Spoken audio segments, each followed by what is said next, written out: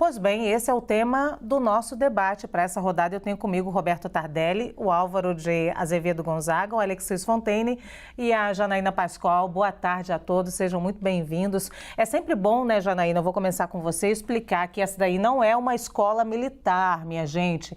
É uma escola cívico-militar, não é aquela escola militar que as Forças Armadas mantêm com o dinheiro delas. É uma escola, é um projeto de escola cívico-militar, como você viu, vários estados têm essas escolas que têm interferência de militares, normalmente em questões de ordem de fila, né?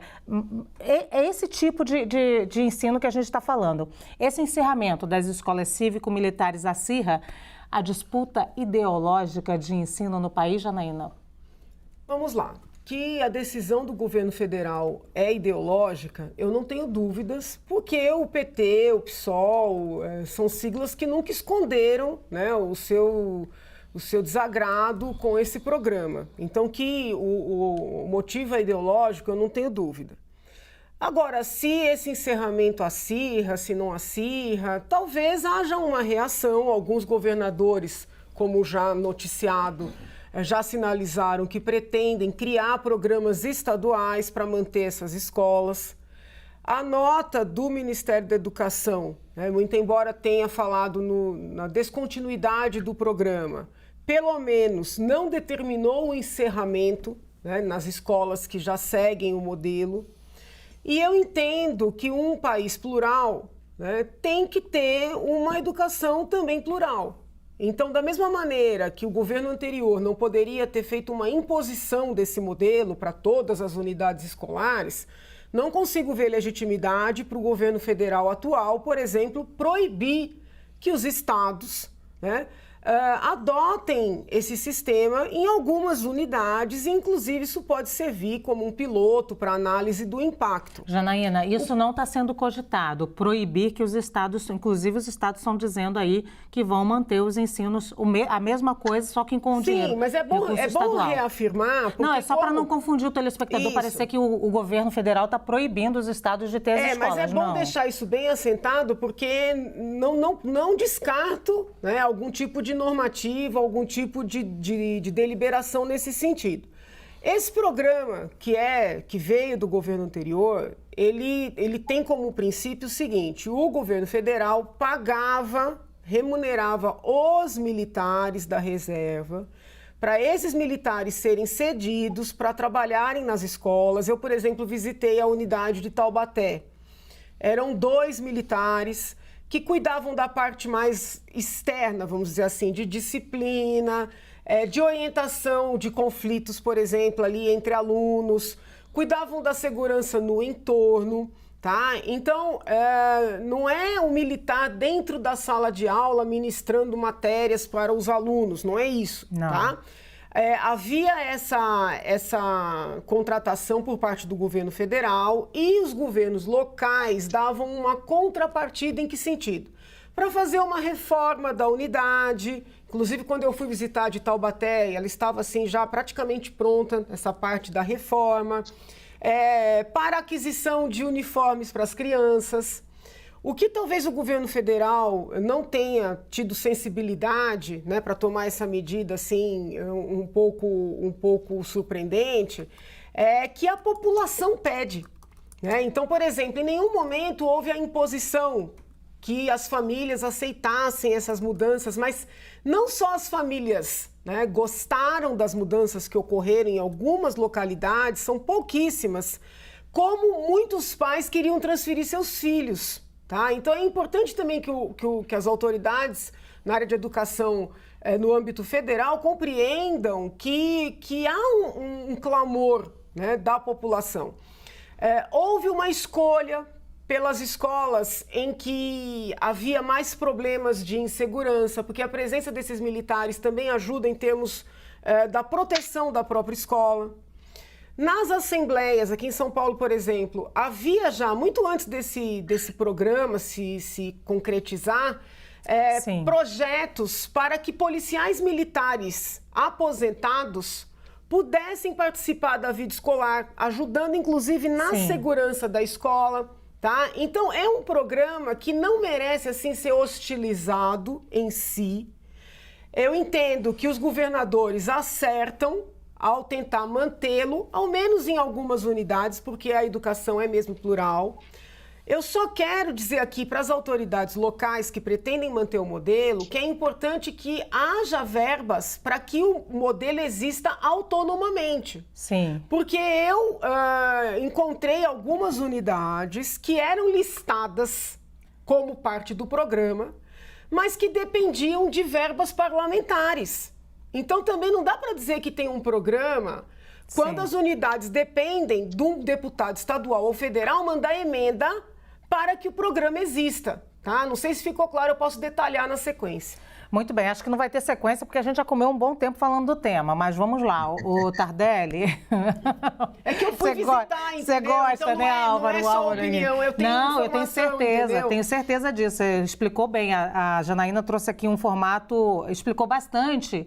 E como contrapartida até do... O que acontece com o MEC? Foram 64 milhões de investimento e eles dizem que não viram o retorno prático. Existe o que a Janaína trouxe de importante aqui, uma sensação dos pais de que os filhos estão mais seguros, o que não passa, segundo os especialistas que estudam o projeto, de sensação. Mas isso é muito válido. A Janaína trouxe um panorama aqui das escolas. Queria saber um pouquinho da sua opinião. Boa tarde, Lu, Janaína, Alexis. Meu Morubixaba, tudo bom, querido? Álvaro, que saudade de você, sabe? Esse programa, o PECIM, que é o programa das escolas cívico-militares, foi uma tentativa do Bolsonaro em combater o que ele chama de ideologia de gênero nas escolas, certo? E criou um monstrengo. Criou uma escola pior que a escola militar, porque ele fez uma divisão que é uma divisão absolutamente impossível de ser feita. Ele dividiu a escola em duas partes. Uma parte pedagógica, uma parte administrativa, como se as duas não se confundissem. Então, o que nós temos? Nós temos hoje crianças, adolescentes, robotizados. A disciplina militar, que é administrativo, mas é pedagógico. Uma sala vital, uma sala com vitalidade, e eu estou diante aqui de uma das maiores professoras de Direito do Brasil, diante de um dos maiores professores de Direito do Brasil, uma sala de vitalidade, ela é naturalmente agitada. No momento em que você coloca lá, porque das filmagens que a gente vê das salas de aula das escolas cívico-militares, Janaína, é aterrador. O que estão fazendo com aquelas crianças? Estão transformando crianças em robôs. As crianças vão marchando. Claro que muitos pais sonham em que as crianças os obedeçam como o cabo obedece ao sargento. Isso é um sonho de todo pai e adolescente. Eles vivem nos desobedecendo, eles só nos desobedecem. Então, ter alguém é uma fantasia que os leve a obedecer os mais velhos, a criar um sentido de hierarquia, pode parecer a eles um sentido de formação cívica, mas na verdade não é. A escola cívico-militar foi uma tentativa do Bolsonaro em se combater o que ele chama de ideologia de gênero, que é algo que absolutamente não existe, pedagogicamente. E o resultado foi pífio. Por quê? Porque se tira da escola, se tira da sala de aula, aquilo que é o mais importante da sala de aula, que é a sua espontaneidade. Os alunos são obrigados a guardar silêncio. Eles ouvem como se fossem receptores da informação do professor. Isso não é ensinar, isso não é aprender. Tira o espírito questionador, é isso que você está querendo dizer? Tira o espírito de vivacidade, de questionamento. Nós temos, na verdade, perdão, nesse programa de extrema infelicidade da Escola Cívico-Militar, uma tentativa de trazer um convívio do militarismo com a sociedade. Não é possível. Quem vai para a escola militar vai para querer fazer a formação militar. Tudo bem. Tá certo. É um direito dele. Agora, a escola cívico-militar, com a devida vênia, me parece uma violência pedagógica sem tamanho. Sim. Os governos estaduais vão manter? Vão manter aqueles governos cujos governadores foram eleitos pelos partidos de direita. Né? Santa Catarina é um exemplo bem veemente disso. Os outros vão manter? A questão é ideológica? Claro que é ideológica. A própria criação da escola cívico-militar é ideológica. Eu até ouvi um tweet do governador Tarcísio, imediatamente ele reagiu, né, Janaína, todo mundo aqui viu, e ele disse, estudei em escola militar. Eu tenho a impressão de que ele estudou numa escola militar e não numa escola cívico-militar, que é algo absolutamente diferente. Ele não estudou numa escola cívico-militar porque elas não existiam. Numa escola militar. Numa escola militar. Que é outra coisa. Outra coisa. Muito bem. Vamos ouvir então, Alexis. Boa tarde a todos, Janaína, Álvaro, Tardelli, Lu. As décadas vão passando e a gente continua fazendo experiências com a educação dos nossos filhos. Os índices PISA continuam sofríveis e toda essa discussão que nós estamos tendo é de um amadorismo assim, impressionante. Essa questão das escolas cívico-militares, eu acho que não sei nem se pode colher algum fruto ainda disso, né? Porque foi alguma coisa muito recente. Mas, de novo, me incomoda esse jogo ideológico na educação brasileira, dos nossos filhos, dos nossos jovens. Me amedronta isso. Existia um movimento atrás, a Janaína vai lembrar muito bem disso, da escola sem partido, se falava muito da escola sem partido. Eu pregava um pouco diferente, eu falava assim, a escola honesta. Sabe, se eu quero botar meu filho numa escola cívico-militar e eu quero esse tipo de formação para o meu filho, é onde eu vou colocar. Se eu quero botar o meu filho numa escola que tem a formação marxista e coloca lá foice e martelo na porta da escola e eu sei que ele vai receber esse tipo de informação, eu que coloque lá. Agora, o que não dá é o que acontece, e acontece muito no Brasil, eu achando que estou botando meu filho numa escola neutra e meu filho está sendo doutrinado lá dentro, seja por X ou Y. Eu não sei qual que é a ideologia.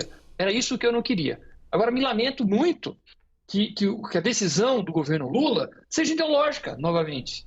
Ela não é técnica. Alguém mediu os resultados, de fato?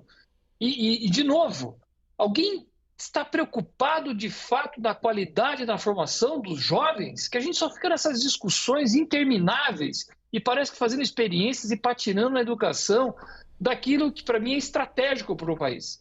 Eu acho essa discussão toda lamentável. Muito bom. Vamos ouvir o Álvaro. Álvaro. Bom, boa tarde então a todas e a todos. Lu, Janaína, Alexis, meu querido amigo Tardelli. Bom, eu acho que aqui foram apontadas questões importantes, então a mim resta apontar alguns dados, né? Primeiro, os defensores da escola sem partido colocaram na sua política partidária a criação de uma escola cívico-militar. Ela foi criada, ela foi implementada a um custo de 64 milhões por ano. Para se ter uma dimensão, esse número é muito mais alto do que se gasta na maioria de escolas não cívico-militares. Um aluno da escola cívico-militar tem o custo anual de R$19 mil ao ano. Um aluno da escola não cívico-militar tem um custo médio de R$3.800 ao ano. Escolhem militares aposentados e não professores aposentados que poderiam também atuar nesse mesmo diapasão. Militares aposentados, eu não tenho dúvida que têm experiência e muito poderiam contribuir, muito embora exista uma dificuldade se eles voltassem a trabalhar junto ao Exército por conta da hierarquia. Mas imaginemos que existe uma experiência acumulada em generais, em capitães, em majores do Exército, a poder contribuir nas fronteiras do Brasil, onde existem grandes áreas de conflito e que é necessário existir essa expertise. Portanto, não me parece adequado com esses dados. Esses dados revelam isso. Aqueles que defendiam a escola sem partido, que pediam escola cívico-militar e que, portanto, buscavam, de alguma maneira, ideologizar a escola, é impossível o ensino neutro, a neutralidade é uma tomada de posição. Por quê? Porque quando você se diz neutro, você está com a maioria. Hoje, nós, declarando-se neutros, seríamos o quê? Seríamos a favor da pena de morte. Muitos, eu creio, e talvez a maioria a favor da tortura, mas por isso nós temos uma Constituição. E a Constituição é contra-majoritária, nesse sentido. Então, é preciso tomar muito cuidado com essas afirmações e acho que a CNN presta um serviço importantíssimo não só com a matéria, mas também com a fala da Janaína, que essas escolas não serão fechadas. Isso é muito importante. O governo fez uma métrica pedagógica, verificando não apenas resultados, mas também investimento. Porque nós não podemos investir muito mais naqueles que escolhem a escola cívico-militar e o que não escolhe ou não tem a possibilidade de estar numa escola dessa, tem um investimento 5 vezes menor do que um outro infante. Então, dentro da lógica da proporcionalidade, não faz sentido se investir 5 vezes mais em alunos da escola cívico-militar. Bem, eles dão ordens técnicas, mas eu tive a alegria de estudar em 2 faculdades, uma pública e uma privada. A universidade pública que eu estudei é a universidade que a Janaína leciona, essa eu fiz a graduação de filosofia, a USP. E lá eu pude fazer o curso de pedagogia também. E dentro do curso de filosofia, quando se estuda pedagogia, existem vários elementos a serem analisados e me parece que o Ministério da Educação, que é capitaneado pelo ministro Camilo, tem noção quando faz as afirmações e apresenta dados técnicos para essa decisão. E a universidade privada que eu estudei é a universidade que eu me orgulho muito de ser professor, que é a PUC São Paulo. Leciono lá na graduação, no mestrado e no doutorado, e como professor entendo, não é só na minha sala de aula ou nas salas de aula que se aprende, é também nos corredores. Quando se colocam pessoas dentro dos corredores para também continuar ensinando, me parece que existe uma perda. E teria muito a se ganhar com professores aposentados, por exemplo, ou outros tantos aposentados que seguramente compartilhariam com esses jovens que merecem também aprender nos seus corredores.